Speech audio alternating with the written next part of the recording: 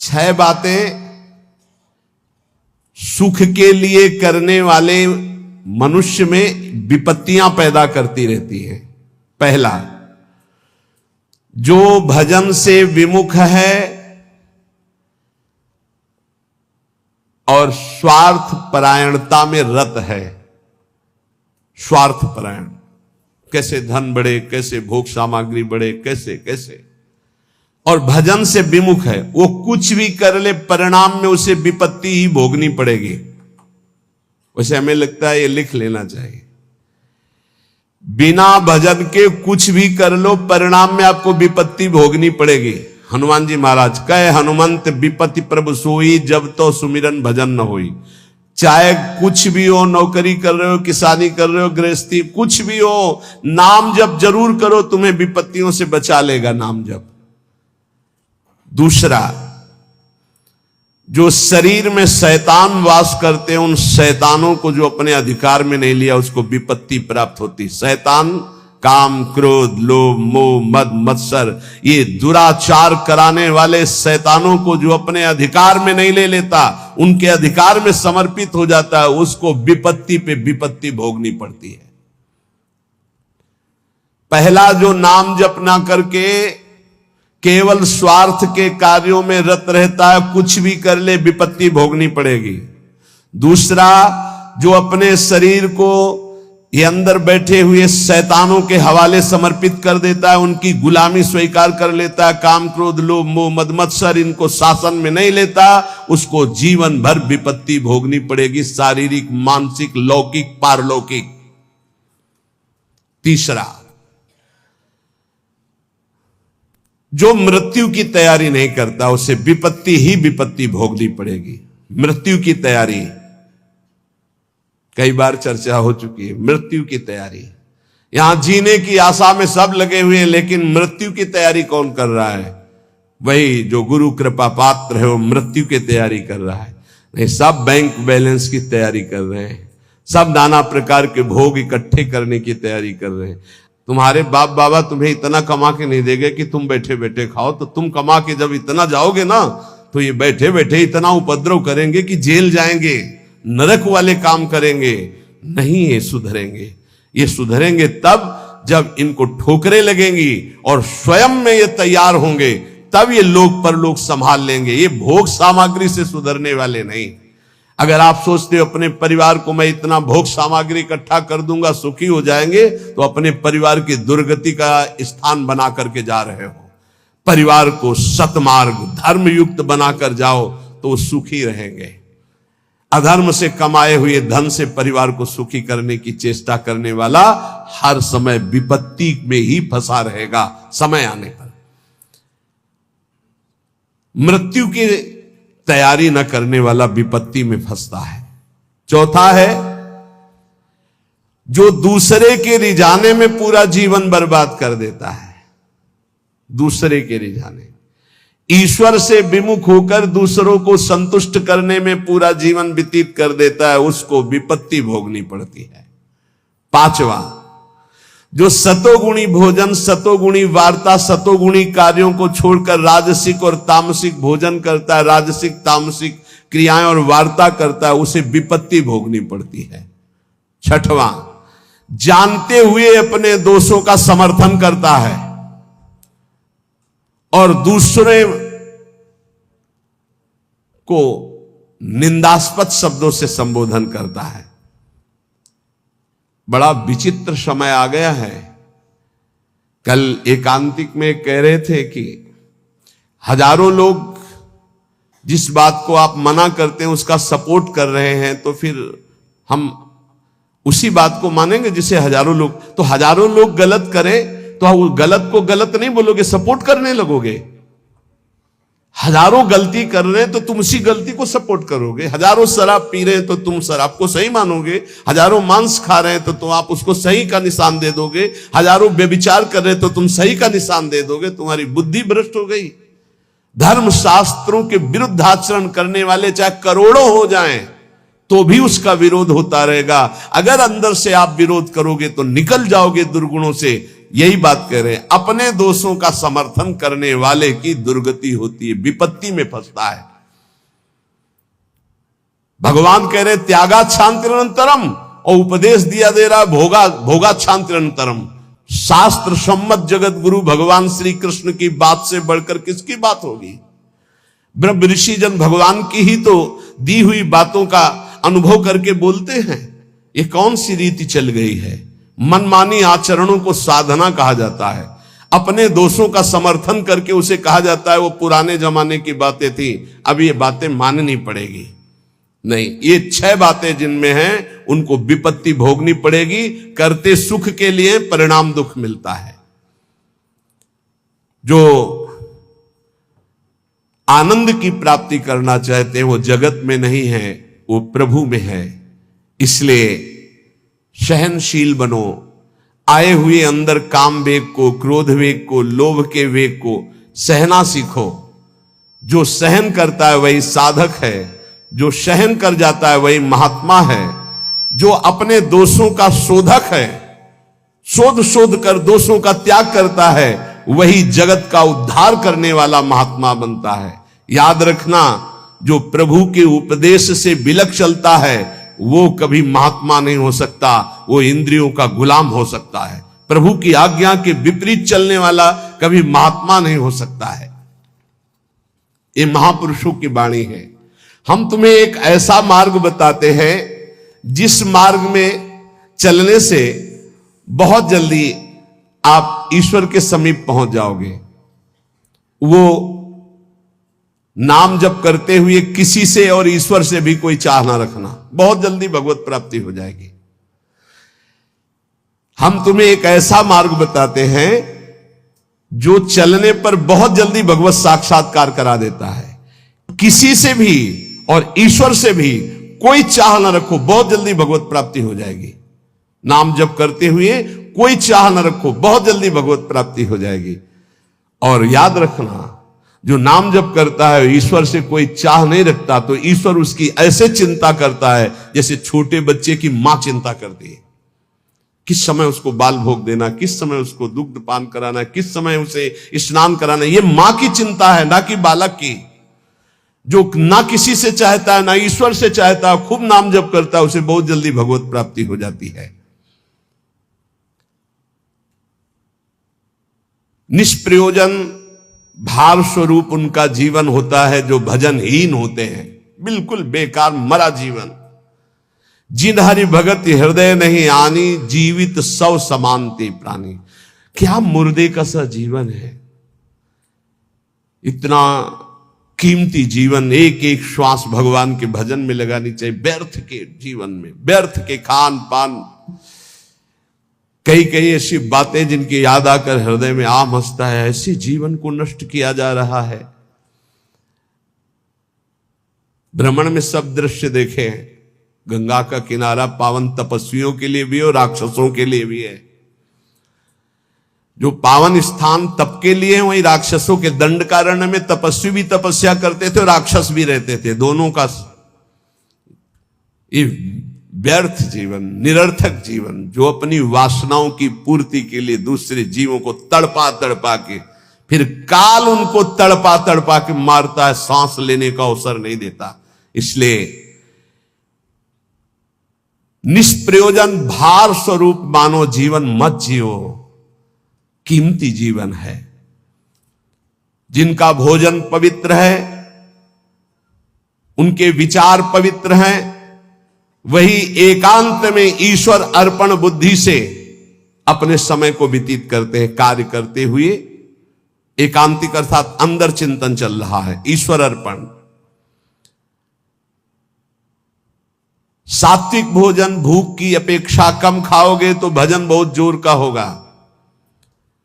लौकिक प्रतिष्ठा बढ़ने लगे तो भगवान से प्रार्थना करो कि आपका स्मरण न छूटने पावे, लौकिक प्रतिष्ठा में महत्व न होने पावे।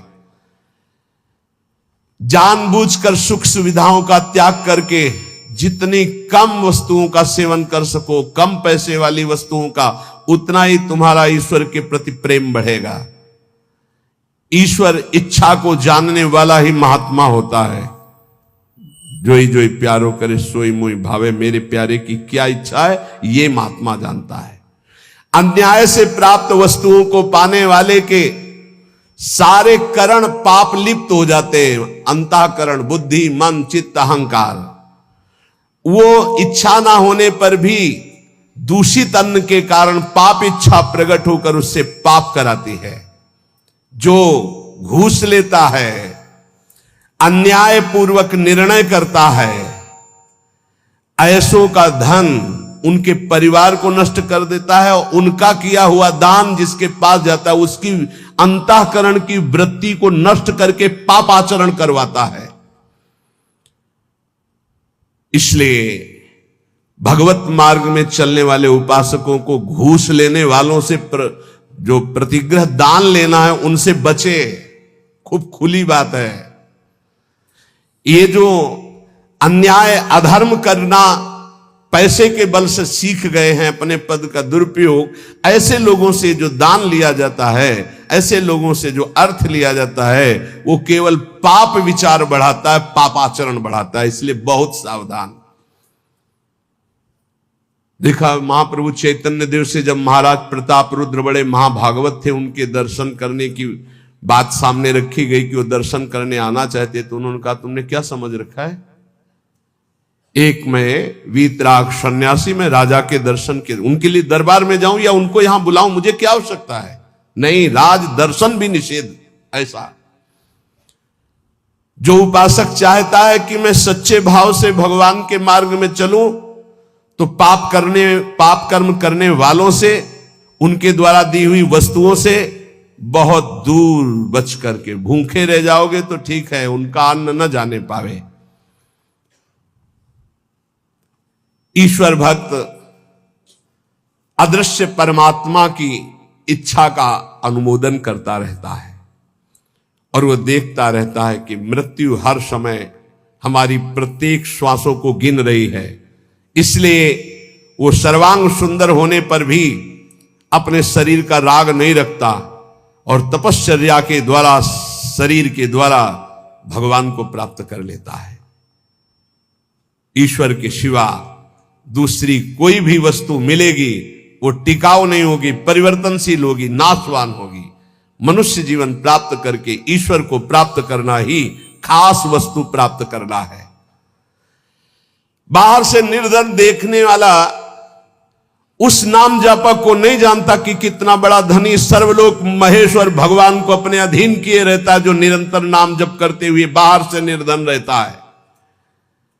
तुम बाहर से निर्धन दिखते हुए अंदर से महान धनी हो यदि नाम जप करते हो, और ये बाहर से जो धनी दिखाते हैं अंदर से खोखले हैं, इनके पास अहंकार गर्व के सिवा कोई सच्चिदानंद बात नहीं है। इसलिए ईश्वर का अवलंबन अर्थात भगवान की शरणागति, ऋषि मुनि भक्त जनों के द्वारा जो दिए गए वचन, उनका मनन, खान पान पवित्र जगह से, हिंसा और निंदा करने वालों से बिल्कुल बचो, उनका कोई भी शब्द या भोजन या संग ना आने पावे, निषिद्ध विषयों से दूर रहो, कुछ भी भोगने की इच्छा उठे उसको दबाकर रौंद डालो। ये तब भगवत प्राप्ति की योग्य बनता है। जो महात्मा आचार विचार परायण होकर धर्म में चले हैं उन्हीं के अनुसार चलो। सत्कार्यों में स्थिति प्राप्त करने के लिए उन महात्माओं का अनुसरण अत्यंत आवश्यक है। इस जगत में प्रभु के समान कोई सच्चा सहायक नहीं है। मूर्तिमान प्रभु के सहायक स्वरूप ये महापुरुष जन है, इन्हीं का आश्रय ले लो, इन्हीं के पीछे चलो तो सतमार्ग का दर्शन हो जाएगा। सतमार्ग पर चलाने के लिए ही पहली पीढ़ी जो हमारे गुरुजनों की है उसका अनुसरण करना है। महाजनों गतेन सपंथा, संसार केवल फंसाने वाला है, महापुरुष ही केवल मुक्त करने वाले हैं। कल एक भगत कह रहे थे, हमारे पिताजी ने कसम खवाया कि वृंदावन गए तो तुम्हें हमारी कसम है, हमारा मरा मुख देखोगे। कसम का मतलब ये, बोले आपको गाली देते हैं। हम कहा धन्यवाद, कम से कम गाली दे रहे, साफ तो नहीं दिया। दक्ष ने साफ दे दिया नारद जी को, नारद जी को साप दे दिया। कब? जब उनके पुत्रों को बाबा जी बना दिया। भगवान के मार्ग में जब प्रशस्त कर दिया दक्ष के पुत्रों को, तो दक्ष जी ने जल हाथ में लिया। जब नारद जी गए तो ये नहीं पूछा कि क्या हालचाल, कहा मैं साप देता हूं, हमारे पुत्रों को भगवत मार्ग में लगा दिया, तुम 2 घड़ी से ज्यादा कहीं जिंदगी में टिकी ना पाओ। 2 घड़ी का मतलब होता है 48 मिनट। बोले इतने में तुम बहुत बड़ा काम कर देंगे, 48 मिनट में तुम बाबा जी बना देंगे भगवत मार्ग के पति। बोले आपके प्रवचन सुनकर हम माला जप करते हैं, बाणी पाठ करते हैं, थोड़ा तिलक लगा लेते हैं वृंदावन की, तो वो कहते हैं हमारे लड़के को बर्बाद कर दिया इस नाम लेके। तो बात सही है, जो अपनी श्वासों को व्यर्थ में बर्बाद करते हैं, शराब पीते हैं, मांस खाते हैं, बेविचार करते हैं, गंदे आचरण में चलते हैं, क्या कैसे माता पिता हैं इस बात के लिए राजी हैं कि मेरा बेटा नरक जाए? इस बात के लिए राजी कि मेरा बेटा गलत आचरण करे, और वही शराब पी के जब आवे तो 2-4 मुझे थप्पड़ मार के घर से बाहर करे? ये आचरण? अगर माता पिता को भगवान मानकर उनकी सेवा करो। वो कह रहा था कि आप अपराध भर हमको ना बोध कराएं, तो एक बार अंदर से इच्छा है कि अपने बाप को उठा के पटके और खूब धुलाई। तो हम कहा अगर हमें मित्र मानते हो तो एक शब्द भी कटु मत बोलना। गुरु मानते हो कि नहीं वो तो तुम जानो, दोस्ती के लिए तो हम हाथ फैलाते हैं, हम हित मित्र हैं। अगर हमें मित्र मानते हो तो ऐसे माता पिता के रोज पैर छुओ, उनमें भगवान की भावना करो और मेहनत करो, लेबरी करके भी कमाओ और उनको खवाओ पियाओ, और वो जब हमारी निंदा करें तो कान में अंगुली डाल लो और अपने सतमार्ग में चलो। बड़ा विचित्र समय है। जो माता पिता प्रथम गुरु कहे गए हैं, भगवान के मार्ग में चलाने वाले या सतमार्ग में चलाने वाले, या संसार में कदम हमारे जो बढ़े, धन्य है वो मां जो अपने रक्त को दुग्ध बनाकर मुझे पान कराकर इतना बड़ा किया। धन्य है वो पिता जो मेहनत करके हमको पढ़ाया लिखाया। अब वो चाहे जितना कड़ुआ बोले, हम उसे भगवान की तरह पूजेंगे। सबको ये मानना चाहिए। उनकी वृद्धावस्था वो कुछ भी बोल सकते हैं, बड़े लोग हैं, हमें उनकी सेवा करनी और सतमार्ग में चलना है। तो यहां कह रहे कि महापुरुषों के सिवा अपना कोई सतमार्ग बताने वाला नहीं, इसलिए संतों की बात को मानना चाहिए। वो अहेतुकी मित्र हैं, तुम्हारा अमंगल नहीं कर सकते हैं। इस जगत में प्रभु के समान कोई सच्चा सहायक नहीं, और प्रभु ही महापुरुषों के रूप में प्रेरित करते हैं आकर के अपने मार्ग को। इसलिए मन को सत्य मार्ग में चलाने के लिए पहली सीढ़ी संत महापुरुषों के वचनों के आधार पर चलो। आज हम सबके ऋणी हैं, सच्ची हृदय से ऋणी हैं। धन्यवाद देते हैं कि आज इस कलयुग के प्रचंड तांडव काल में आप संतों की बात मान रहे हैं। इसलिए हम आपके चरणों में प्रणाम करते हैं, क्योंकि इसमें आपका मंगल है। आप स्वस्थ रहेंगे, आप भगवत भजन करते हुए अच्छे आचरण वाले रहेंगे, तो आप हमारे बहुत बड़े हितैषी हुए। क्योंकि आप सुखी हैं, आपका मंगल हुआ, तो मेरे कर्तव्य का पालन हो गया, मेरे साधु वेश का धारण करना सार्थक हो गया। आप हमारे बड़े सहयोगी हैं, आप हमारी भागवतिक उन्नति के बहुत बड़े कारण बन गए। क्योंकि हम धन्यवाद के पात्र तभी बनेंगे जब हमारी बात को मानकर आप धन्य हो जाएंगे। हमारा कल्याण हो गया, हमारा मोक्ष हो गया तो बहुत छोटी बात है। अगर हमारी बात से आपका कल्याण न हुआ तो हमारी बात की बात क्या रहेगी?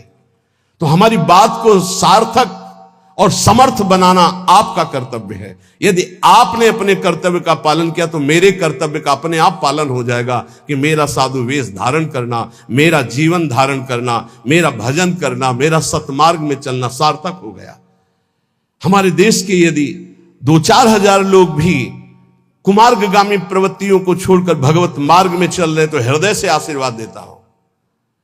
आशीष देने के लिए तपस्या की जरूरत नहीं होती। मां अपने बच्चे को आशीष देती तपस्या से नहीं, दुलार से। आप स्वस्थ रहिए, आपकी बुद्धि स्वस्थ रहे, आपके जीवन का परम लक्ष्य भगवत प्राप्ति आपके हाथ में आवे, आप कभी गलत आचरणों में ना फंसे। अगर वार्ता को सुन करके अपने मन में धारण करेंगे तो निश्चित ये वस्तु आपको प्राप्त होगी, क्योंकि हमारा जन्म सिद्ध अधिकार है भगवत प्राप्ति करना। जो संतों में पूर्ण श्रद्धा रखते हैं, अध्यात्म विषय में चलना चाहते हैं, उनको परमात्मा साक्षात्कार निश्चित हो जाता है। जो संतों में पूर्ण विश्वास करते कि ये जो कह रहे हैं सत्य है। कभी भी अगर दान शब्द का आया है तो मन का दान कीजिए, श्वासों का दान कीजिए, अपने जीवन का एक एक कर्म भगवान को समर्पित कर दे। ये शुद्ध बातें परमार्थ की। अगर कभी दान पुण्य की बात चली तो पहले कह दिया है कि शास्त्र में लिखा है इसलिए पढ़ रहा हूं, हमारी आस्था इस पर नहीं है। हमारी आस्था का विषय हर श्वास भगवान नाम स्मरण हो, यही जीवन का परम लाभ। भगवान श्री कृष्ण चंद्र जी कृपा करके वर्णन करते हैं कि जब साधना अवस्था से सिद्धावस्था में उपासक पहुंचता है तो उसकी स्थिति क्या होती है? बोले यदृच्छालाभ संतुष्टो द्वंद्वातीतो विमत्सरः समासिद्धाव सिद्धौ च कृत्वापि न निबध्यते। अपने आप जो कुछ भगवान की इच्छा से व्यवस्था हो जाती है उसमें वो संतुष्ट रहता है सिद्ध पुरुष। तो साधक को सिद्धों का अनुसरण करना चाहिए। जथा लाभ संतोष सदा काहू सो कछु न चाहोगे, बहुत बड़ी सिद्धि है। यदि अच्छा लाभ संतुष्टो, मांगना बंद कर दो, ना भगवान से मांगो ना किसी मनुष्य से मांगो, मांगना बंद कर दो। यहां कह रहे मांगो मत, तो ऐसे देने के लिए बोलो मत। दोनों बातें संभाल के। भगवान की इच्छा ही ऐसे कर दिया, नहीं आया तो बोलना नहीं। कभी तुम बोलो मत और कभी तुम मांगो मत।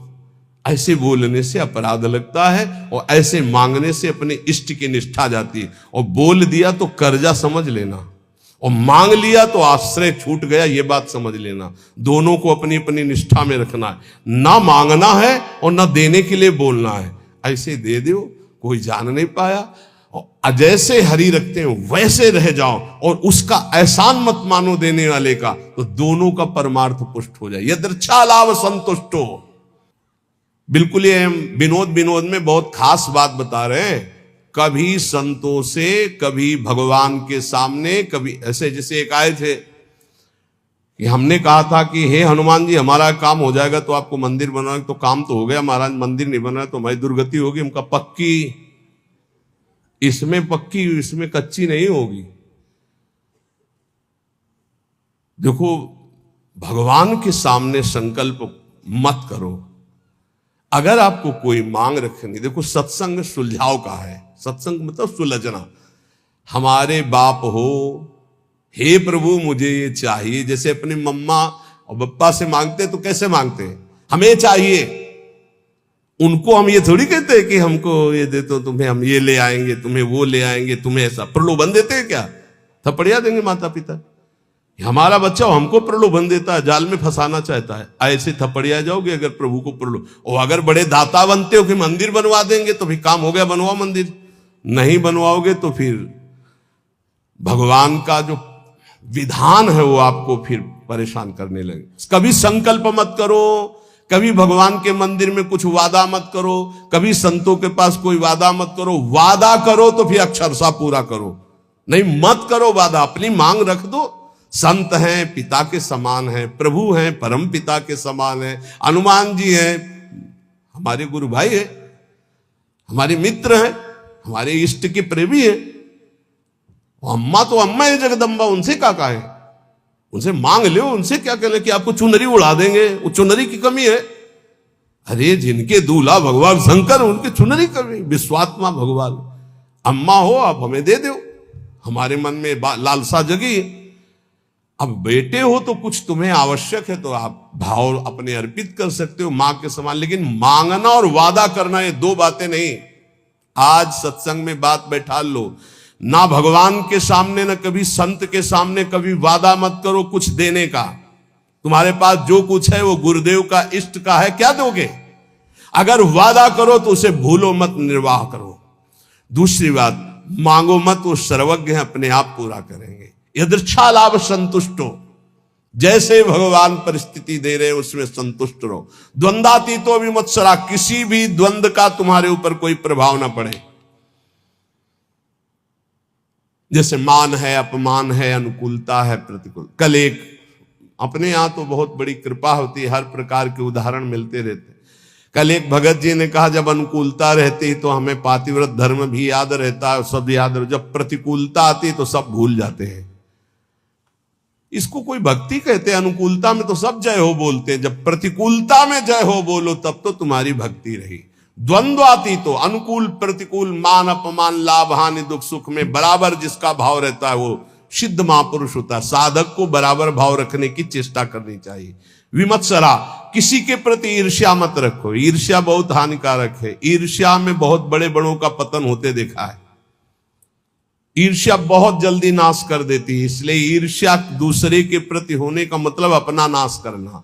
समा सिद्धाव सिद्धो, जो साधन में चल रहे हो, लाभ मिले ना मिले, आपका साधन सच्चिदानंद में, निराश होने की जरूरत नहीं है। बहुत ध्यान से सुनना, नहीं तो ये आने लगता है कि हमारा इतना समय हो गया भजन करते, कोई लाभ तो हमारे को मिला नहीं। देखो, गुरु कृपा से कभी तुम्हें लाभ नहीं दिखाई देगा, गुरु कृपा से। और जब लाभ दिखाई देने लगे तो जान लेना अकृपा आ गई है। क्यों? अहंकार के बिना लाभ का अनुभव नहीं होता। जब अहंकार आता है तब लगता है मेरे में सद्गुण आ गया, और जब दैन्यता आती तो बड़े बड़े सिद्ध महापुरुषों को देखा, कभी उनको यह अनुभव नहीं होता मैं प्रेमी हूं, मैं भागवती हूं। जितने महापुरुषों की वाणी आप पढ़ के देख लीजिए, अहंकार रहित महापुरुष तो अपने को अधम, तुच्छ, नीच, मूढ़, कामी, यही शब्द बोले हैं अपने लिए। जब अपने में आ जाए कि मैं निष्कामी, मैं महात्मा, मैं सिद्ध, मैं तो जान लेना अहंकार जागृत हो गया है। और ये भगवान की कृपा से नहीं होता है, अकृपा से होता है। इसलिए समा सिद्धाव सिद्ध हुआ, चाहे ऐसी स्थिति दिखाई दे कि हमारे में कुछ लाभ आ गया है, या चाहे दिखाई दे कुछ लाभ नहीं आ गया है, ना फूलो ना भूलो, सम रहो। समा सिद्धाव सिद्धौ च, दोनों में समान भाव रखो। चक्रत्वापि न निबध्यते, वो कभी इस माया में बंधता नहीं है। आगे भगवान कह रहे, गत संगस्य मुक्तस्य ज्ञानावस्थित चेतसः यज्ञायाचरतः कर्म समग्रम प्रविलीयते। किसी के भी संग का कोई भी रंग ना चढ़ने पावे, उसे सिद्ध पुरुष कहते हैं। जित संग दोषा,